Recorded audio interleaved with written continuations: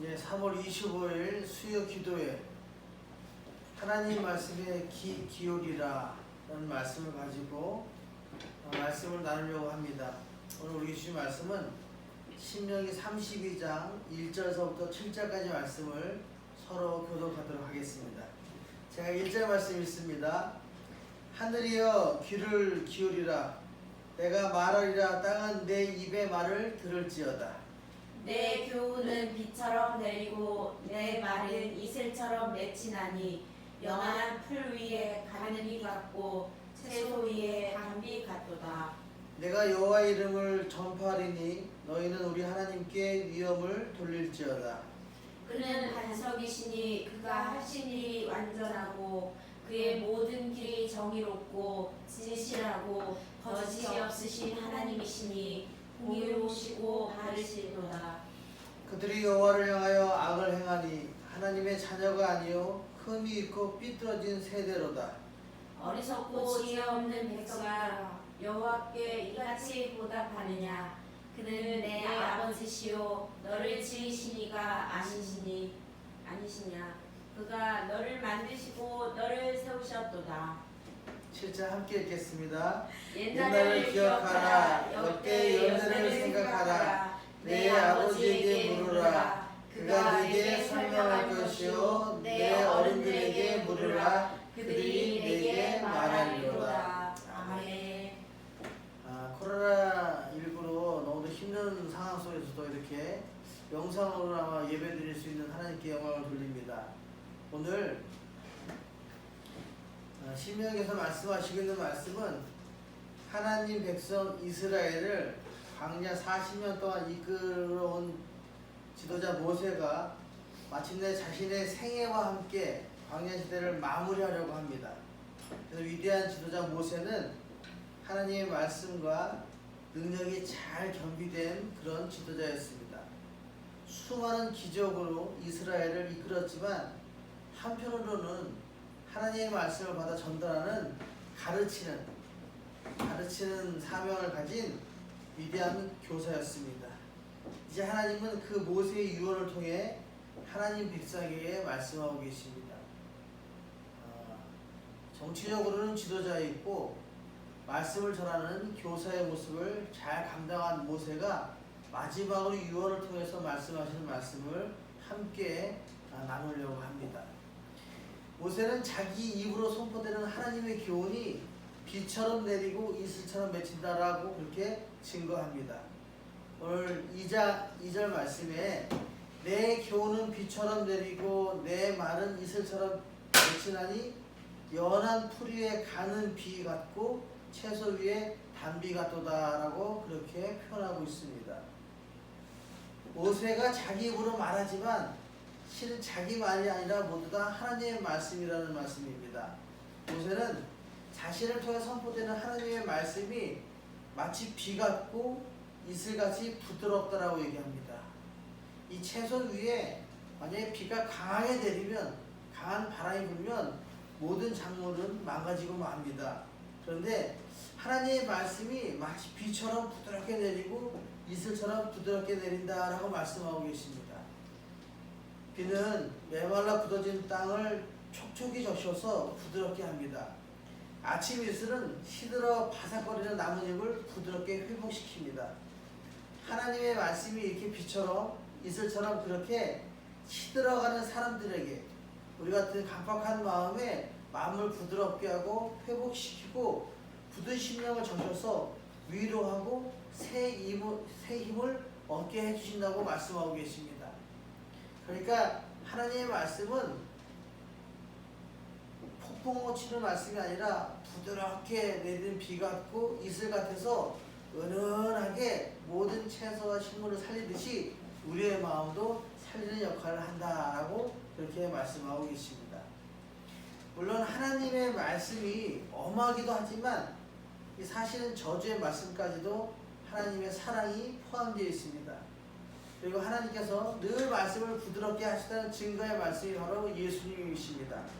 예수님은 늘 말씀을 온유하게 그렇게 가르치셨습니다. 마태복음 19장 13절에서 14절의 말씀을 보면 그때 사람들이 예수님께 아이들을 데리고 나와서 기도해 주시기를 바라면서 아이들을 데리고 왔습니다. 근데 이 아이들을 데리고 예수님께 오는 과정에서 제자들이 꾸짖습니다. 안 된다고. 아니 감히 여기가 어딘데 왜 아이들 데리고 와서 이렇게 기도를 받으려고 하느냐고, 저 뒤로 물러서라고 이렇게 얘기합니다. 그때 십사들이 예수님께서 이르시되 어린아이들을 용납하고 내게 오는 것을 금하지 말아라. 그 아이들이 내게 오는 걸 금하지 말아라. 이런 어린아이들이 천국의 것이다. 천국이 이런 어린아이들의 것이다 라고 말씀하시면서 아이들 아주 온유한 말씀으로 가리키는 모습을 보게 됩니다. 예수님들이 이렇게 하나님의 말씀을 전하는 모습을 늘 부드럽고 온유한 말씀으로 가르친다는 말씀입니다. 모세도 마찬가지입니다. 하나님의 말씀을 전할 때 강한 바람 같은 것으로 가르치는 게 아니라 부드러운 비같이 아침 이슬같이 우리들에게 말씀을 가르쳤다, 그렇게 표현하고 있습니다. 모세는 자기 유언을 통해 선포되는 하나님의 말씀을 가리켜 연한 풀 위에 가는 비 같다, 그리고 채소 위에 단비 같다라고 그렇게 표현합니다. 가는 비와 단비는 풀을 해치지 않고 풀을 망가뜨리지 않고 채소를 망가뜨리지 않습니다. 연한 풀은 땅이 많으면 시들기 쉽고 채소 역시 그러합니다. 그러나 가는 비가 내리면 시들어가는 연한 풀이라도 금세 생기를 되찾고 살아나게 됩니다. 이파리가 쭉 늘어진 채소라도 단비를 맞으면 생생하게 살아납니다. 저희 집안에 화분이 있는데 그 화분에 며칠 동안 물을 안 주면 얘가 그냥 푹 이렇게 시들어 있는 모습을 보게 됩니다. 그런데 그냥 물을 조금만 주면 한 5분도 안 되는데도 입에 힘이 생기면서 생생하게 살아나는 모습을 보게 됩니다. 마치 하나님의 말씀이 이런 가는 비와 새벽 이슬 같은 모습이다라고 그렇게 말씀하고 계십니다. 하나님의 말씀은 시든 풀과 채소를 생생하게 만들듯이 우리들 마음속에 딱 그 말씀이 들어오면 새 힘을 얻고 살아있고 생명력 있는 말씀으로 살아 숨쉬게 된다라고 그렇게 말씀하고 계십니다. 그렇게 비가 풀과 채소에게 생명이듯이 하나님의 말씀은 연약한 인생들에게 생명입니다. 오히려 풀은 마르고 꽃은 시들어도 하나님의 말씀은 영원한 생명의 말씀이라고 이렇게 표현하고 있습니다. 하나님의 말씀은 살아있고 활력이 있습니다. 히브리서 4장 12절에 이렇게 말씀하고 계십니다. 우리 다 같이 한번 읽어보겠습니다. 히브리서 4장 12절 말씀 시작.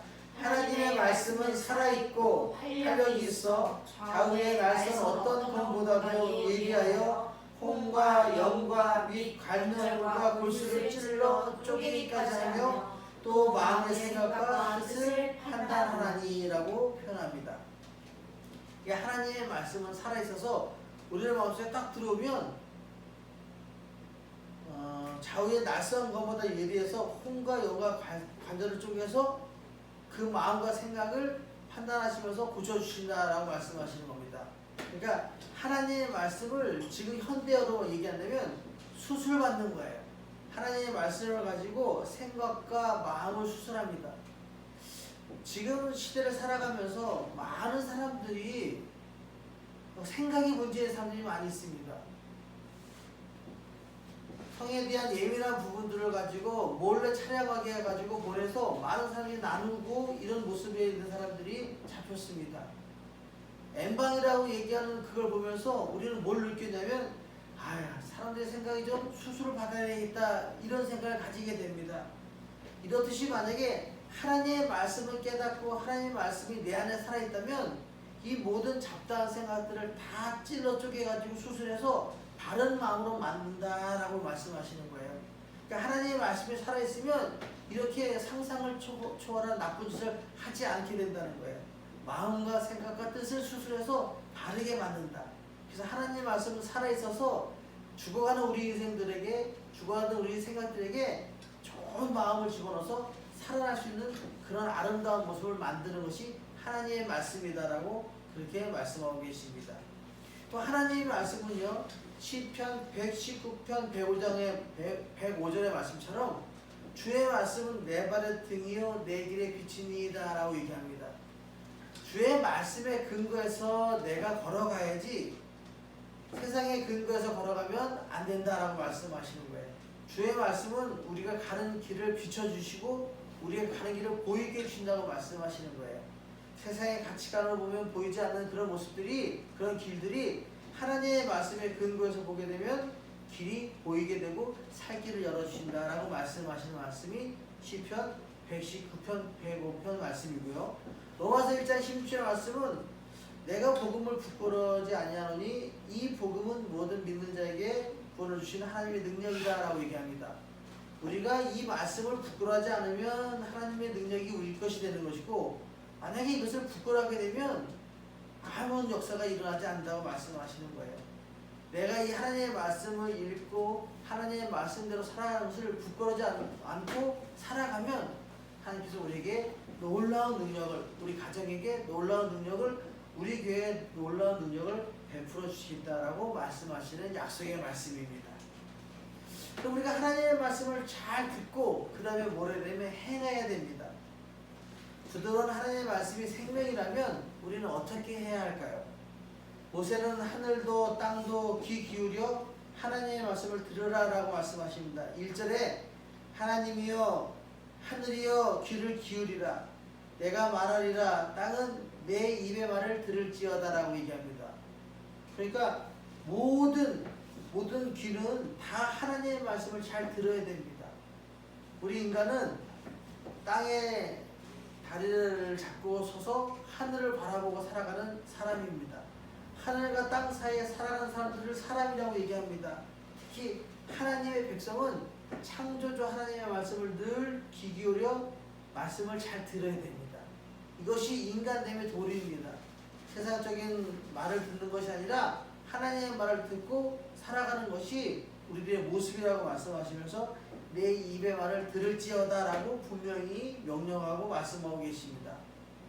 그러면 잘 듣고 난 다음에 어떻게 될까요? 잘 듣고 난 다음에 이 말씀을 품고 실천해야 합니다. 그러니까 잘 듣는 건 귀가 듣고요. 머릿속으로 정리를 하고 난 다음에 이 머리에서 가슴으로 내려야 돼요. 가슴으로 내려야 되는 것을 이 더 밑으로 내려가지고 발에다 전달해서 실천해야 됩니다.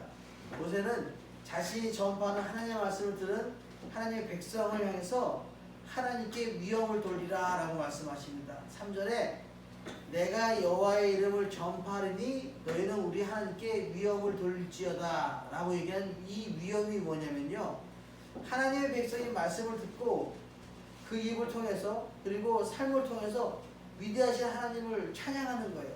그러고 나서 영광을 돌리고 그리고 그렇게 살아가는 모습이 하나님께 위엄을 돌리는 길이라고 성경은 말씀하고 계십니다. 말씀을 듣고 말씀을 가슴으로 깨닫고 깨닫는 모습을 가지고 입으로 찬양하고 삶 속에서 걸어가면서 그 말씀대로 살아가는 모습으로 하나님께 위엄 돌리는 모습이 우리가 말씀을 듣고 실천하는 우리들의 모습이 된다라고 성경은 우리에게 말씀하고 계십니다. 자, 그뿐만 아니라 옛날을 기억하라고 말씀하십니다. 7절에 마지막 절 말씀에 옛날을 기억하라라고 말씀하십니다. 이 옛날을 기억하라는 말씀은 뭐냐면 옛날에 우리 조상들에게 주었던 그 언약과 역사를 기억하고, 이 신명기라고 얘기하는 말씀은 remember, 기억하라는 거거든요. 그러니까 어른들에게 아브라함과 이삭과 야곱에게 준 그 모든 말씀에 대해서 기억하라라고 말씀하시는 거예요. 옛날을 기억하라는 말씀은 어른들에게 물어봐서라도 그 옛날의 언약을 기억하면서 그 언약의 말씀대로 살아라.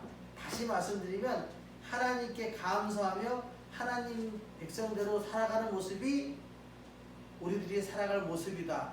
우리 조상들에게 그렇게 약속했던 그 모습이다. 지금 너희들도 그렇게 살아라라고 말씀하시는 거예요. 그래서 하나님께 감사하며 하나님 백성답게 살아가는 저와 여러분의 삶이 되시기를 예수님의 이름으로 축원합니다.